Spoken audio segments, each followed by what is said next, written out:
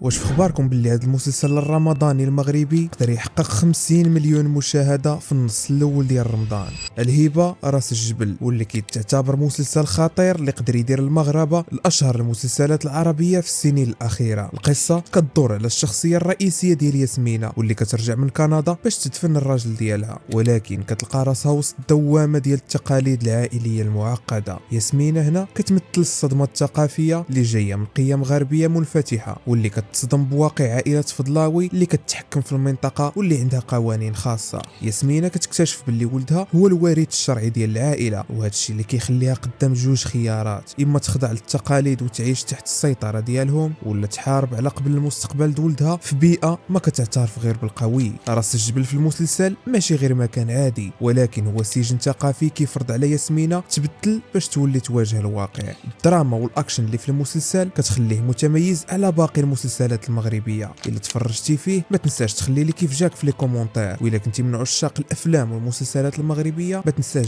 دير لايك واشتراك في الصفحه باش يوصلك اخر المستجدات. دخلوا عندي اليوتيوب الا بغيتوا مراجعات كامله للافلام المغربيه. تهلاو.